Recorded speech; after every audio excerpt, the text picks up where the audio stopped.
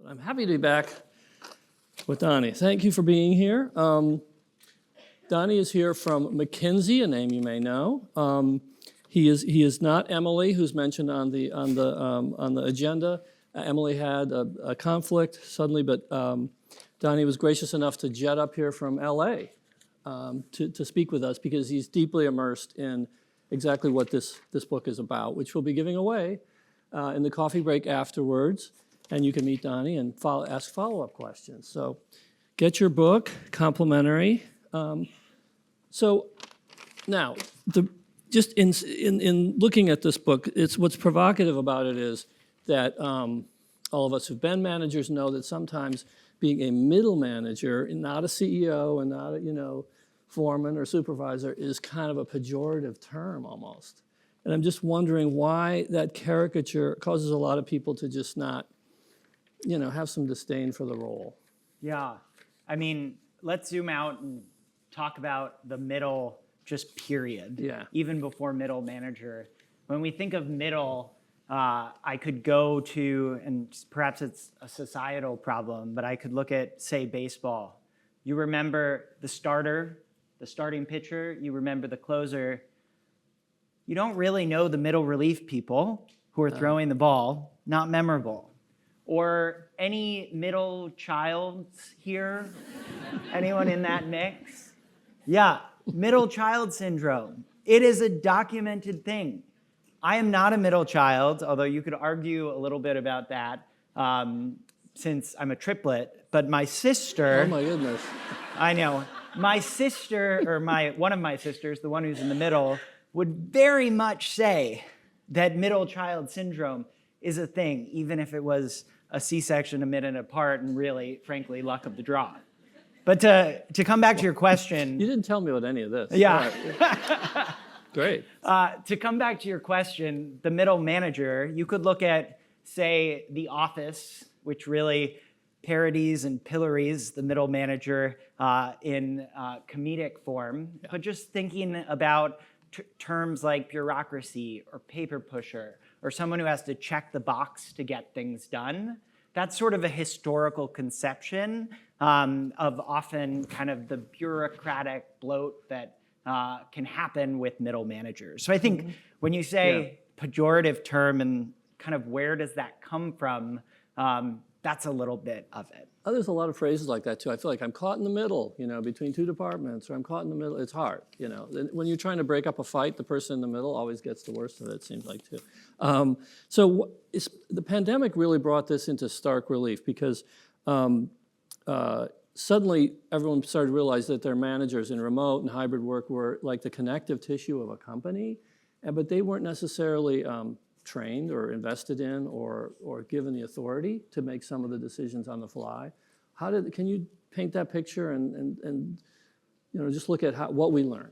Yeah, and actually I feel like I should probably just share a couple other pieces about myself. So in my work at McKinsey, my work is all around skill building, specifically with this population. What are the management skills, the leadership skills necessary to thrive and to really bring value for organizations? And if I think about the pandemic and kind of what that showed us, it was against a time of change happening even faster than it already had happened, and norms really being broken on a regular basis. So what this meant, and frankly, preceding the pandemic, many organizations were flattening, which meant oftentimes middle managers were the targets of layoffs, and the folks who were left over, they weren't quite sure what to do with. And then in the pandemic, it just brought into sharp relief that this role that was sandwiched, to your point, as the connective tissue kind of between the front line and senior leadership or the C-suite, it was being asked to do things that hadn't been the case before and very often didn't have the skills necessary to thrive. So it kind of created this crisis of, all right, what do we do with this crew? How can we have these people in our organization if we haven't eliminated them? And then for some organizations that had eliminated them, we're like, okay, there's some gap here in what's happening with our communication. What do we do? Now, how do managers spend their time? Let's look at like how the pie chart of their day or their week. A lot of it is not really, it's burdensome, right? And it seems like, and having worked in a big company, I know that burdens are always being pushed this way and that way. So you've been the pusher and the receiver of those burdens before? Yeah. No, So I hear that. It's whether it's cost or labor or time or Totally. something. So could you paint that picture of like how that happens to them and what companies can do? Yeah, I would bucket it sort of in 4 quadrants. So on the right side, you've got your administrative work, everything from expenses to scheduling, all like the stuff that needs to happen to get things done, but sometimes can really bloat and expand. And then individual contribution work. So what are the projects that you, the manager, are running yourself? And then on the left side of that pie, you've got strategy and strategic execution, everything from how are you making decisions that inform how you're allocating your team, to how are you translating the vision and the overall company strategy down to the frontline choices that your team members are executing. And then that final quadrant is the manager as people leader. Now, I played Pac-Man for the first time in probably 2 decades this weekend, but consider this as sort of 2 sides of Pac-Man facing off against each other. At its worst, that right side Pac-Man is eating away at all of these high value sides of the equation where a manager really should be spending their time.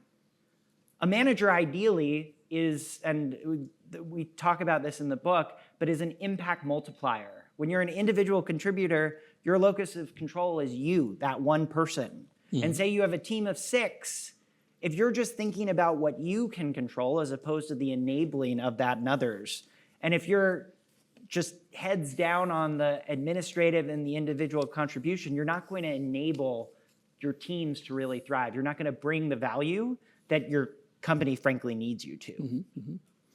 Now, here's another question. This reflects a little on career growth, which we were talking about before, but how does the career path of a manager sometimes undermine their job satisfaction in the sense that they go from being a contributor who maybe have an expert skill to being then a manager? And what does that happen too much? Yeah, I mean, I think I heard you bring that question up sort of off the cuff in the panel before of like, does that up rocket ship need to keep happening, and what are the implications for career growth? I'd say 2 things there. One, no, it doesn't and shouldn't, and we should think about ways to reward and advance people both in terms of responsibility and compensation that don't just mean you go from being an individual contributor to being a manager. Because there's some amazing individual contributors who are true experts at what they do, who should be rewarded for that expertise, not by giving them 5 people that they need to suddenly be responsible for. Because you know what? They might not have the skills or the will to actually do that really well. So a really important thing to think about from kind of a career progression thing is that when people advance into that management role, hopefully they're not just advancing in that because they've been an amazing individual contributor, although probably that's been part of it, but also what are the milestones that we in our organizations are putting forward to enable them to be successful. At McKinsey, something we do with our new managers is we have a team leader orientation or university for anyone who's advanced in a certain time period to that manager level, and it serves 3 purposes. 1, celebrate. It's great that this is happening. 2, build community. In the last panel, folks were talking about those informal networks of mentorship, sponsorship, community. How can we foster that in globally dispersed populations? And 3, start that skill building journey with the recognition that if we're asking that left side of the pie, people leadership and strategic execution to start or to expand, there's going to be some skills that you really need to build. And the reality is that's really hard. If I go back and think about my first role as a manager, as a middle manager, I was only in the role because I had done a really good job as an individual contributor. I'd like to think that my boss who promoted me thought that I had the skills and the potential to become a strong manager, but really practically, I think she just had a gap, and she knew I'd been doing a really good job. And when I moved into that role, I just brought all of the same approaches. I thought I just needed to clone myself 5 times. How do you think my team felt about that? Yeah, not great. And both because I was getting in their way, I frankly they were underutilized as a result of me getting into different places, and they didn't appreciate me micromanaging and not actually stepping back and helping coach and enable their growth and development. And then if I paused and looked at 3 months in at our team broader metrics on how we were performing, my manager was like, Donnie, how are you spending your time? We are not meeting our marks on A, B, and C. And it was a real wake-up call. Wow. And it did not change overnight. It took some time. So were you like the Waffle House grill cook who got promoted? The most productive person in the whole store gets promoted and then can't. Oh, it was. I don't think I get That's that an much example credit. in the book, I think that's probably a little bit more. But yes, I think the example in the book, if we don't see that in ourselves, we see that in team members and peers and different folks. And I think it's incumbent upon us, and especially as leaders of talent in each of your organizations, to think about, hey, how might we need to operate differently and not just expect and accept that this notion that a high performer will be a great manager or should be a great manager. And if we're going to put them in that position, what are we going to do to support them? What are the skills that they need to thrive? And how does that fit into the organizational construct that we have in 2024? Because I guarantee you it's a different construct than it was 5 years ago, certainly different from 20 years ago. So a follow-up to that is, I know from doing these conferences that the key words have shifted over the last few years. For a while, it was all empathy, empathy, empathy, and then it was flexibility and a lot of that. And now we're hearing productivity, what a concept, it's back. How does that fall on and profit? How does that fall on managers who are, there we are, stuck in the middle a little bit, the mandate comes down. How can they cope with that? Yeah, I mean, at the end of the day, managers need to contribute to their company's bottom line and to their performance. Yeah. And productivity is a core part of that. But for one, if we look at the example of where I think originally I thought it was heroic. It was mostly, there was nothing heroic about it, but tried to do parts of the job of 6 people, that's not actually more productive. So it's partly, if you take that mindset shift and see yourselves as the enablers of the people around you, then that increases the productivity. And that's on the coach side of the equation. On the strategic execution side of the equation, if the manager isn't taking time to pull up and really think about, hey, what are my goals? How are we progressing against these goals?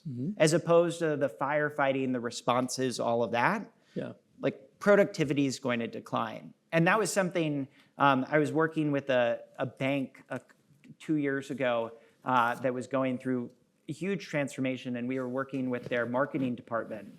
And the challenges that the marketers were facing, or that the senior leadership within the marketing department saw, was that the marketers were kind of just taking the directives of business and executing them. They weren't thought partners. They weren't bringing their marketing expertise to bear. And what we did was we worked with them around skill building, specifically in strategic thinking, but also in problem solving, in the vein of, hey, when we see a challenge that we're faced with, or when we're trying to launch a new campaign and generate new ideas for how we can bring in new customers to the bank, how are we bringing our marketing expertise to bear and mobilizing our teams to bring that forward, as opposed to just being sort of kind of the transmitters of what the business is asking of us. In literally getting down to like the training and the skill building in areas like problem solving or strategic thinking, things like that. Do companies like that you advise actually pull people out of their routine and try to inculcate these ideas? Well, how do you? It's an investment to actually teach people. Yeah, it's definitely an investment, and I would never recommend doing the investment just as an inorganic pull out of the routine. Yeah. I mean, the reality is, yes, partly companies need to decide that there's some sort of from-to shift that they want to have happen. They need to decide that their managers are here and we want them here. And some of that's the way that the role's designed. Some of that's the skills that need to be built. But when we build skills like that, there may be like a couple-hour workshop or something like that. But the reality is the vast majority of the skill building work is done in the flow of work. So if we do a workshop, I was working with a consumer goods company, and we were working on building this problem-solving language across all of their middle tier of their US business. And we did it with 6 specific business challenges they were facing. 2 of them had to deal with products that they were building, one which was a new product and they were having supply chain issues getting to market. One was a product whose sales were plateauing, and then 2 were talent related. One was around attrition and challenges that they were seeing with top talent leaving, and one was around attracting new talent in markets that they hadn't had to pursue before. But being able to take real challenges and grapple with that alongside building some of those common skills, like that's how that kind of embeds into what they're doing. Getting back to the workers or like employees again. In the book, it says that the pendulum has swung in favor of the worker and that employers need to embrace the new meaning of loyalty. I started hearing that in some other places too about like there's going to be a chronic labor shortage and that last year, like twice as many people went out on strike than the year before. Now, there's other factors, but do you think how do you see that playing out in the next 5 years or 10 years?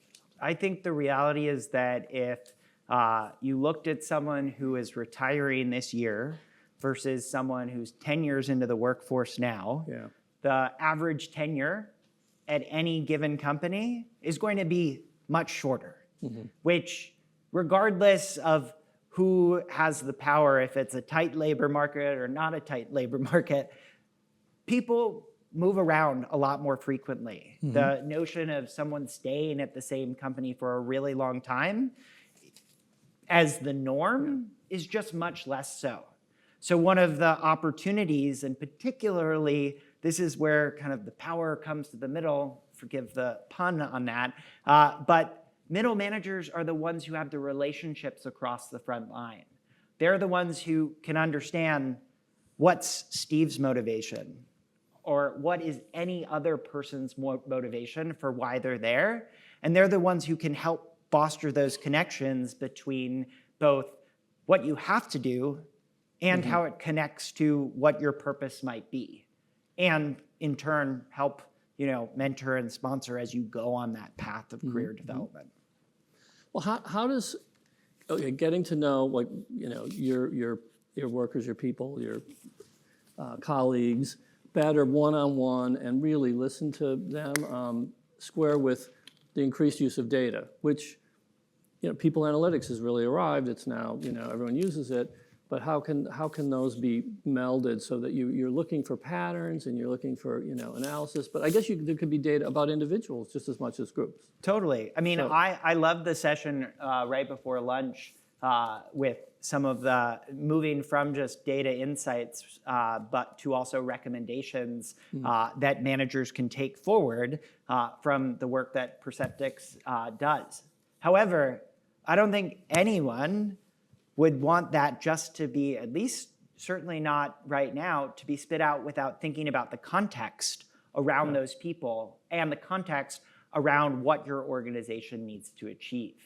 So bringing the human and context-specific lens to AI, everything from making sure that it hits the mark, but frankly also manages risk thoughtfully as well, is one of the real value adds of a manager. And there's, while, AI and more data and all of that has real potential to increase productivity, the first person who's going to see where there's an opportunity for their team to expand capacity into new places is going to be the manager who has that view, not the person from the C-suite. They're going to be looking to their middle managers to help them identify, okay, what new areas can we explore now that we have this open capacity?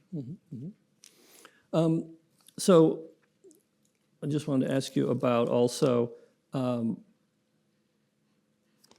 in using, well, you know what? I want to ask you about artificial intelligence because there's a rule that we have to. All moderators must ask an artificial intelligence question. So here it comes. So how will this? We're already reading headlines about it's going to cost white-collar jobs and so on. Or on the other hand, the more happy version is that it's going to take all the drudgery out of work. So where do you, in the minute we have left, tell us the whole story about AI. I think the reality is that it's all like it will change, and the pace of change will continue to increase. I think anything that requires perspective, some emotional intelligence, the need to make connections across data sets and actually have a perspective on the implications for what this means for our business, for our workforce, that's where AI becomes additive. But I see it as something that, companies and managers, there's certainly risk, but I see way more opportunity for what this means. But that also means, we all need to be curious about it, not be scared of it, but see what opportunity lies in front of us with it. One of the scary things I discovered is that ChatGPT is actually really good at generating moderator questions, maybe even better than moderators. So I'm not sure what that means. So thank you so much, Donnie. We're going to take a coffee break. We're going to be giving away copies of this book, and Donnie will be there to follow up for follow-up questions.